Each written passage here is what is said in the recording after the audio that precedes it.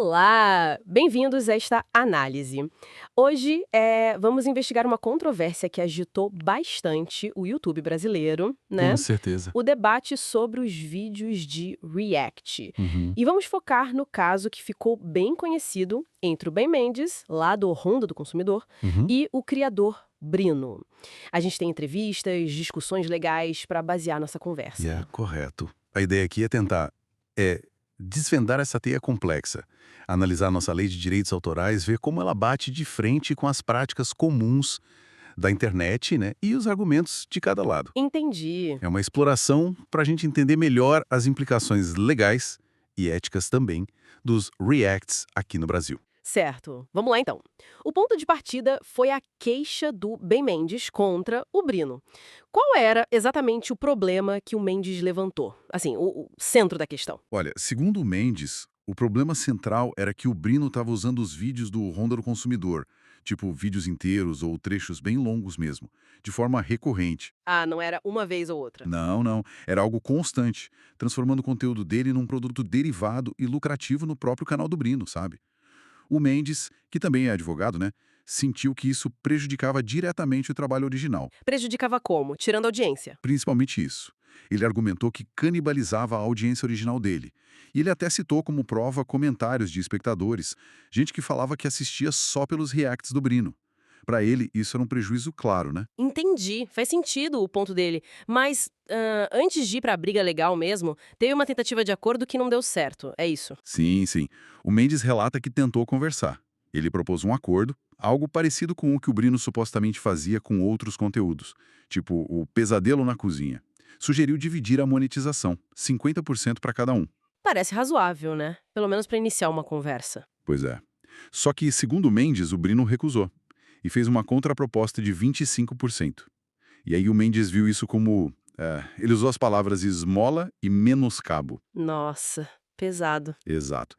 Aí a conversa azedou de vez e ele decidiu buscar reparação na justiça, com base na nossa Lei de Direitos Autorais, a Lei 9.610 de 98. E aí a coisa esquentou mais ainda porque entraram outros na discussão, né? Lembro do Michael Custer, que no começo defendeu o Brino, citando termos do YouTube, até aquela ideia de fair use. Isso. Mas essa defesa se sustenta aqui no Brasil? Porque muita gente fala disso. Então, foi justamente aí que o debate jurídico ficou mais intenso. Tanto um advogado, o João Sens, quanto o próprio Mendes refutaram essa linha de argumento com base na nossa lei. E o que a lei diz, então? Olha, a lei brasileira é bem clara em alguns pontos. Primeiro, o artigo 29. Ele exige autorização prévia e expressa do autor para qualquer uso da obra. Não pode ser algo tipo presumido ou tácito, sabe? Ah, então não basta não reclamar, tem que ter um sim formal. Exatamente. E o Mendes afirma que nunca deu essa autorização formal para o Brino. Outro ponto, o artigo 18. Ele diz que a obra está protegida mesmo sem registro formal. Não precisa ir lá registrar para ter direito. Certo. E o tal do fair use, que direto aparece nessa discussão de React? Então, é um equívoco muito comum achar que isso vale aqui. O fair use é dos Estados Unidos. É uma doutrina de lá, que permite certos usos limitados, sem permissão, se for para crítica, paródia, educação e principalmente se for um uso transformativo. Que modifica a obra original, né? Isso. Mas essa figura do fair use não existe na legislação brasileira. Ponto. Além disso, tem a questão da hierarquia das normas. A lei nacional sempre vai prevalecer sobre os termos de uso de uma plataforma como o YouTube. Mesmo que os termos do YouTube digam algo diferente. Sim, esses termos são o que a gente chama de contrato de adesão.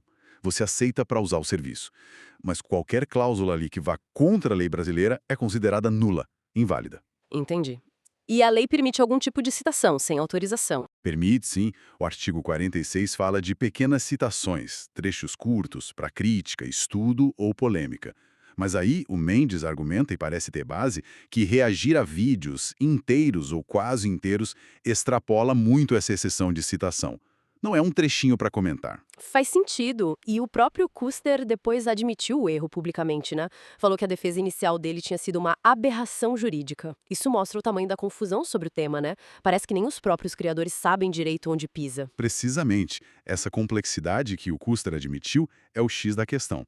Porque, por um lado, você tem a lei, Por outro, você tem uma cultura de internet que se desenvolveu com base em remix, comentário, reação, e a lei não acompanhou essa velocidade, essa especificidade. E aí fica essa zona cinzenta que outros criadores comentaram, tipo o Luidiverso. Exato.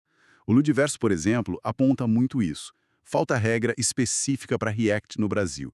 E na visão dele, enquanto não tem essa regra clara, o que devia valer era mais a camaradagem, o bom senso entre criadores. Tipo pedir permissão antes. Isso, pedir permissão, usar só um pedaço, divulgar bem o canal original, sabe?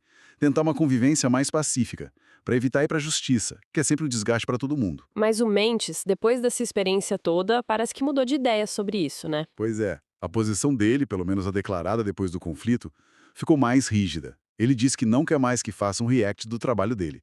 Ponto final. São visões diferentes sobre como lidar com esse vácuo, essa falta de clareza na lei, para esse formato específico. Então, o que a gente tira disso tudo? Parece que a gente tem uma lei, lá de 1998, tentando dar conta de um fenômeno super digital, super atual como os Reacts. E aí gera esse choque, né? Entre proteger quem criou o conteúdo original e essas novas formas de interagir e até ganhar dinheiro online. Exatamente essa tensão. O caso Mendes Brino é um sintoma claro dessa fratura. Ele expõe a dificuldade da nossa legislação atual, que foi pensada para um mundo bem diferente, né? De mídia física, de circulação controlada, em definir o que é um uso legítimo, transformador, que agrega valor, versus o que é só uma cópia que se aproveita do trabalho alheio no ambiente digital. Fica essa briga entre a letra fria da lei e a cultura da internet, que é muito mais fluida. Fica essa tensão, sim.